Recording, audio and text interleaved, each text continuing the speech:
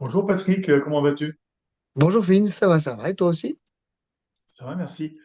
Alors, je voulais te parler à nouveau des droits de douane, parce qu'effectivement, il se passe beaucoup de choses dans le monde à propos des droits de douane, et surtout, disons, amorcés par le président des États-Unis. Les droits de douane, c'est quelque chose qui n'avait pas été vraiment la priorité pour les discussions ces dernières années, parce que nous avons vu depuis pratiquement la Deuxième Guerre mondiale jusqu'à récemment, les droits de douane dans le monde ont progressivement diminué et nous entrions de plus en plus dans un monde qui était relativement proche à un régime de libre-échange. Évidemment, le vrai libre-échange n'est jamais réalisé. Effectivement, il y a toujours énormément de contraintes, des contraintes d'échange, des contraintes d'investissement, mais néanmoins, la situation s'améliorait petit à petit. Et en fait, on sait évidemment qu'à l'intérieur de l'Union européenne, nous avons un régime de libre-échange. Donc, nous allions dans une direction qui était plutôt positive.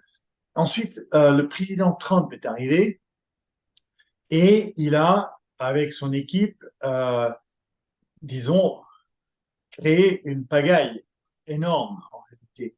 Et donc, il a demandé, bon, il a mis en place des droits de douane euh, pour des importations de tout un tas de pays. Et je voulais adresser une mauvaise compréhension en réalité, parce qu'on note dans le débat public en France, mais également ailleurs, et également chez le président des États-Unis lui-même, une assez grande, euh, disons, difficulté en ce qui concerne la compréhension des droits de douane. Ils n'arrêtent pas de parler des droits de douane sur un autre pays. Mais en réalité, il ne faut pas oublier que les droits de douane que, par exemple, les États-Unis mettent en place, ce sont une taxe que les importateurs américains doivent payer au gouvernement fédéral américain lorsqu'ils importent les produits d'un pays. Et ça, c'est pas du tout comme ça que les droits de douane sont présentés. Euh, et je pense que c'est important de rectifier cela parce que la position que nous pouvons avoir concernant les droits de douane dépendent énormément de la manière dont les droits de douane sont perçus. Effectivement, les droits de douane, ce sont des taxes, c'est une taxe que l'importateur d'un bien doit payer à son propre gouvernement. Ça veut dire que ce produit va lui revenir plus cher. Il va pas revenir plus cher à l'exportateur, parce qu'a priori, l'exportateur n'est pas concerné. Il va revenir plus cher à l'importateur. Cet importateur va ensuite revendre éventuellement le produit ou utiliser le produit dans l'assemblage d'un produit local. C'est le cas, par exemple, des voitures aux États-Unis. Et ensuite, le produit sera revendu à nouveau au consommateur final. Et normalement, ce qui se passe quand vous introduisez un coût supplémentaire, que ce soit une taxe ou autre, hein, un coût supplémentaire, généralement, va être transféré en totalité, souvent, sinon en partie, au consommateur final.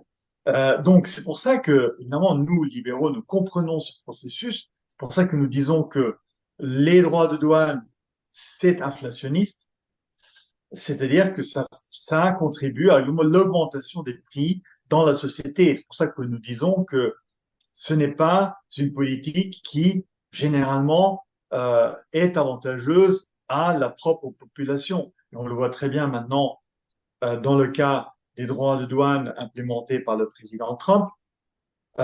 Ford et General Motors viennent d'annoncer que les droits de douane imposés aux importateurs, c'est-à-dire Ford et GM, ils importent des composants qui vont aller dans leurs voitures, qui sont assemblées aux États-Unis.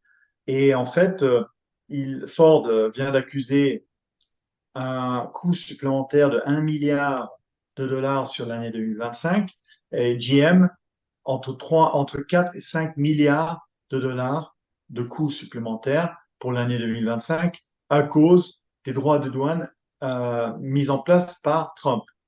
Évidemment, ils vont essayer de réduire ces coûts par divers moyens.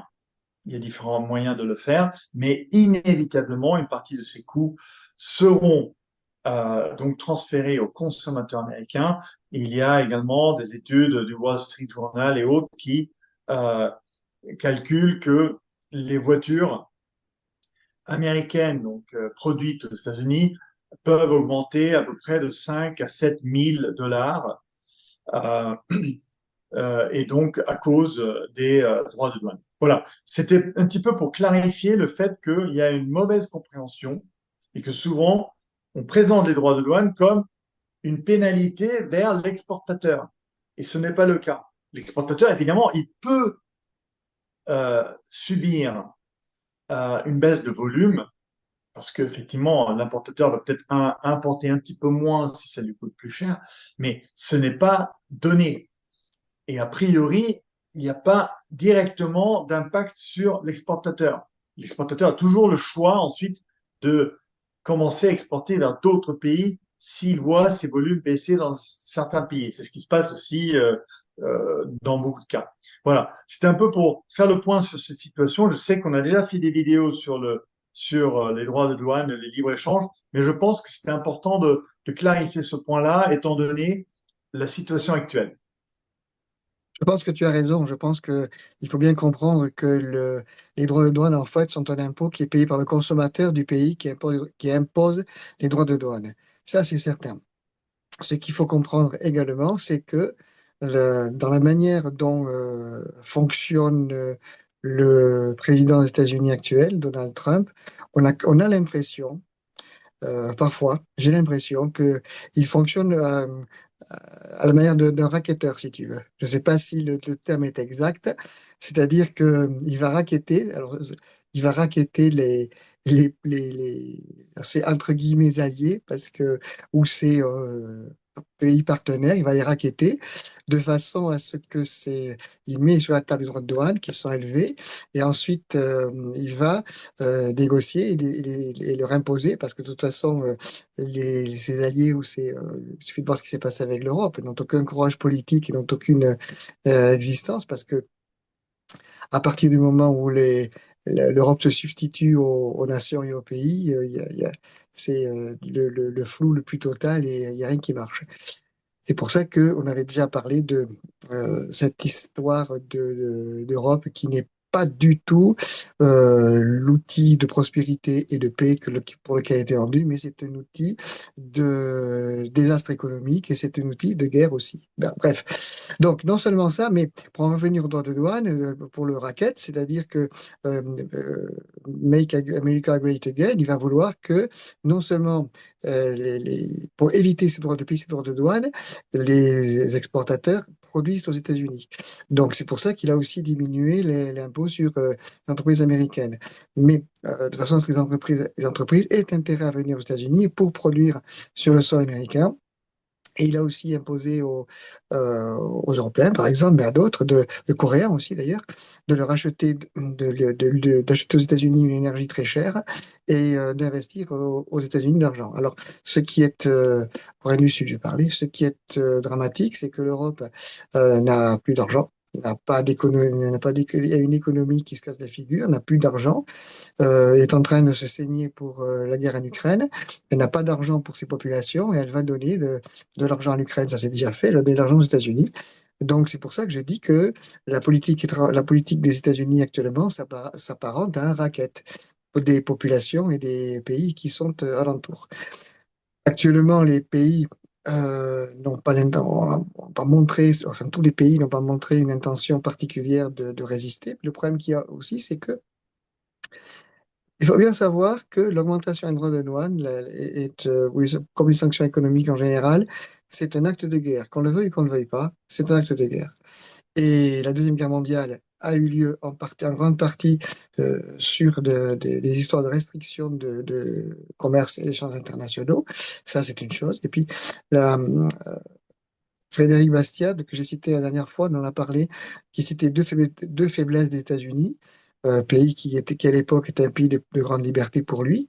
Il avait deux faiblesses. Il citait l'esclavage, dont on a parlé la dernière fois, mais il citait aussi les tarifs. Et les tarifs sont un droit de douane. Donc, je pense que aujourd'hui, les États-Unis reprennent les défauts qu'ils avaient. Et ce genre de choses, on sait comment ça commence, mais on ne sait jamais comment ça finit.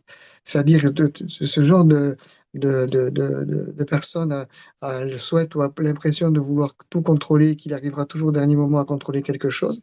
Mais malheureusement, les relations humaines sont chaotiques. Les, le vivant est chaotique, les relations humaines sont chaotiques, donc on ne sait jamais comment se terminent les choses. Et on peut actuellement être dans la plus grande expectative. On ne peut pas être pessimiste ou optimiste, alors j'en sais rien. Je n'ai pas tous les éléments en possession, mais je pense qu'on est dans une grande expectative et qu'on ne sait pas du tout ce que ce grand chamboulement que fait Donald Trump avec ses droits de douane et en racketant les pays qui sont, paraît-il, ses amis. Je ne sais pas du tout ce que ça va donner, parce qu'à un moment ou à un autre, les populations vont comprendre ce qui leur arrive. Et je pense que plus tôt les populations des pays européens comprendront ce qui se passe, mieux ça vaudra. Et je pense que les Italiens, les Espagnols, les Portugais, les Français, les Allemands, les Belges, les Polonais, tous ces gens-là doivent réagir et défendre leur intérêt propre. Il ne va pas se laisser tendre la laine sur le dos par les États-Unis au prétexte que c'est la plus grande puissance euh, industrielle, la plus grande puissance économique actuellement au monde. Alors peut-être pas en parité de pouvoir d'achat, mais au moins en PIB brut. Et on ne sait pas du tout comment ça va finir. D'autre part, quand je dis qu'il y a une théorie du chaos, ça veut dire que la situation peut s'effondrer, et elle peut échapper à ses concepteurs, et l'Amérique peut se retrouver entre guillemets la moins ruinée ou la moins détruite d'un monde ruiné.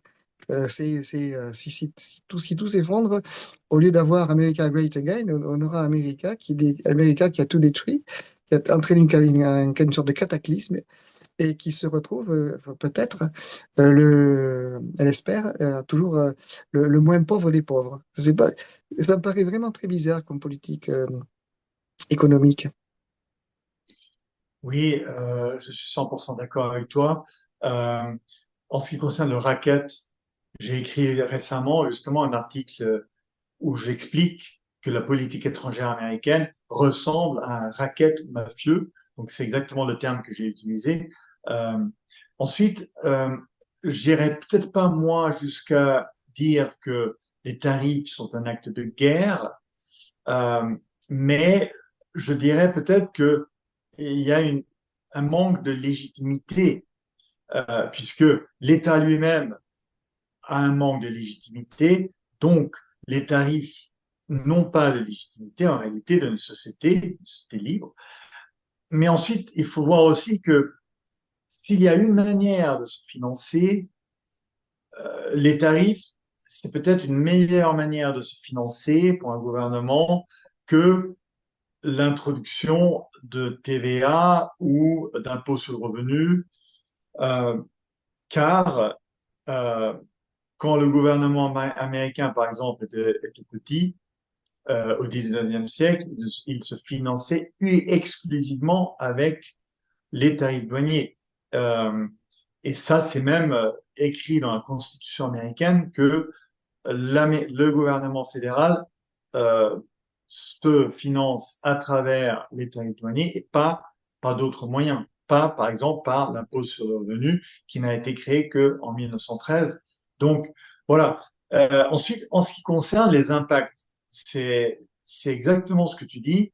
Il y a une grosse incertitude. Moi, je dirais tout simplement d'abord que vu que une grande partie de ces tarifs sont des tarifs américains implémentés ou exigés de la part d'importateurs américains, que l'impact, comme j'ai dit au début, est surtout sur ceux qui importent. Là, si les tarifs restent au niveau où ils sont actuellement, euh, décidés par Trump, parce qu'on ne connaît pas Trump, la stratégie de Trump. En réalité, il ne sait peut-être pas lui-même quelle est sa propre stratégie, mais si les tarifs douaniers restent tels qu'ils le sont aujourd'hui, avec du 50% sur le Brésil, c'est-à-dire sur les produits importés du Brésil, 25% sur les produits de l'Inde, 15% sur les produits européens, et peut-être 100% ou 30% actuellement sur les produits venant de Chine, la situation de l'économie américaine va être désastreuse, désastreuse. On voit déjà maintenant des premiers chiffres qui commencent à arriver, comme j'ai mentionné tout à l'heure, même le nombre d'employés dans le secteur manufacturier est en train de baisser, pas très fortement, mais il baisse depuis avril. Et donc c'est exactement le contraire de ce que veut Trump, parce qu'effectivement, ce que Trump ne comprend pas, c'est que quand on fabrique quelque chose aux États-Unis, on n'est pas autosuffisant. On ne vit pas en autarcie.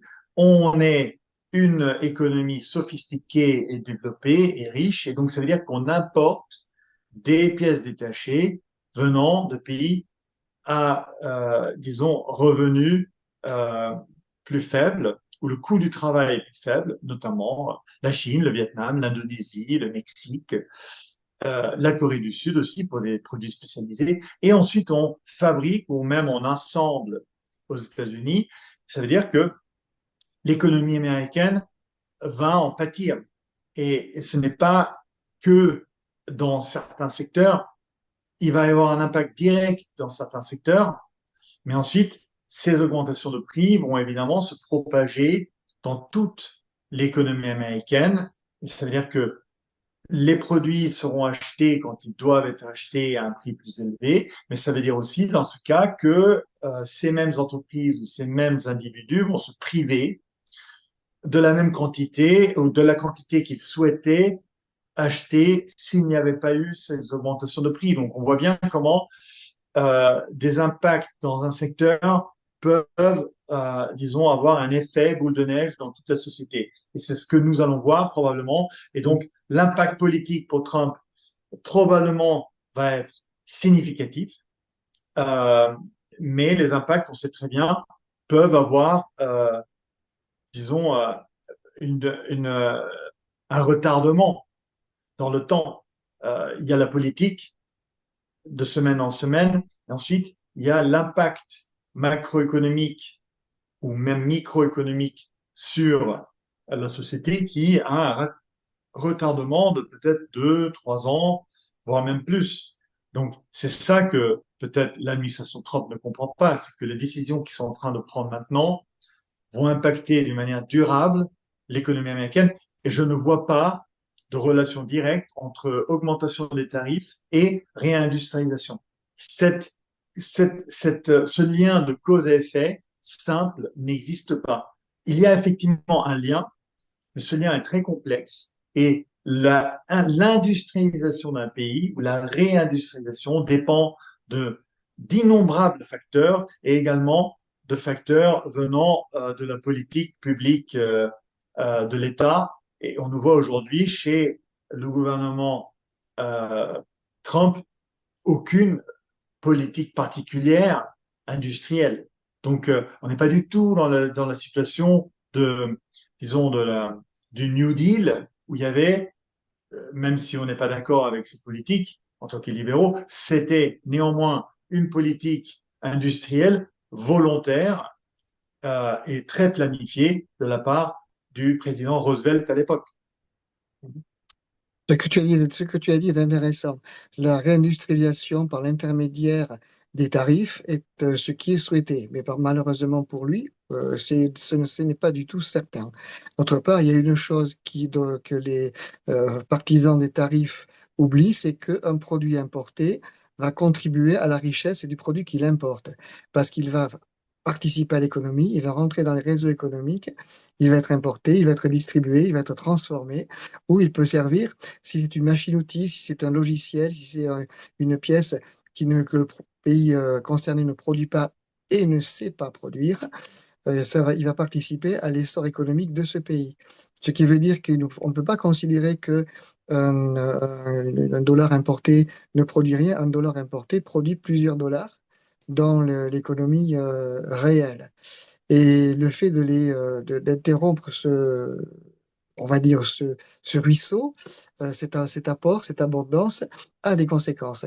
Des conséquences peuvent être des conséquences à long terme, comme tu l'as dit. Alors, j'ai utilisé tout à l'heure le mot guerre parce que les tarifs sont utilisés, l'augmentation des tarifs sont utilisés comme une sanction, comme les sanctions économiques. C'est-à-dire qu'on Oui, sanctionne un pays avec lequel on n'est pas d'accord, souvent parce en fait, ça permet de porter sur l'étranger les problèmes qui sont internes. Parce que les problèmes aux États-Unis, c'est les dizaines de milliards de déficit colossal, du déficit fédéral colossal, c'est la gestion calamiteuse des États-Unis depuis plusieurs années. Il en est de même en France. La gestion catastrophique depuis 60 ans de l'économie française a produit la situation dans laquelle nous sommes. C'est pour ça qu'il me semble que si on était malin, une réaction intelligente, ce serait de donner la liberté économique aux Français, par exemple, et de leur permettre d'être compétitifs malgré les droits de douane élevés, parce que les principales causes du manque de compétitivité de la France et la désindustrialisation de la France, du dérapage ou de l'effondrement économique de la France sont endogènes. Ce sont des causes fiscales, plus de 483 impôts, ce sont des causes réglementaires. Il y a des dizaines de milliers de lois, des centaines de milliers de règlements et des dizaines de milliers de normes. Et en plus de ça, la France se couche devant n'importe quelle directive européenne, il claque des lois pour faire augmenter les tarifs d'électricité, ça se fait. C'est la Commission européenne qui discute en accords commerciaux. Pendant 20 ans, ils ont laissé discuter les Mercosur et tout à coup, ils découvrent que ce n'est pas performant. Alors, sur le traité de libre-échange, nous sommes plutôt favorables au libre-échange. Et là, la von der Leyen, qui s'est faite, je ne vais pas dire rouler dans la farine, mais qui s'est faite rackettée par Donald Trump. Et aujourd'hui, les dirigeants français disent, oh là là, qu'est-ce qui s'est passé? C'est un scandale. Alors que depuis 20 ans, ils nous répètent que c'est la France trop petite pour se défendre toute seule, il faut que ce soit l'Europe qui nous défende. Ce sont quand même des gens soit ils ont pas les yeux en face des trous, ou ils n'ont pas les idées en place, ou alors ils ont un autre objectif. Ça, c'est autre chose aussi, on pourra en parler un autre jour. Frédéric Bastiat disait, pour en revenir au droit de douane, acte de guerre, il disait, si les marchandises ne franchissent pas librement les frontières, les soldats franchiront les frontières.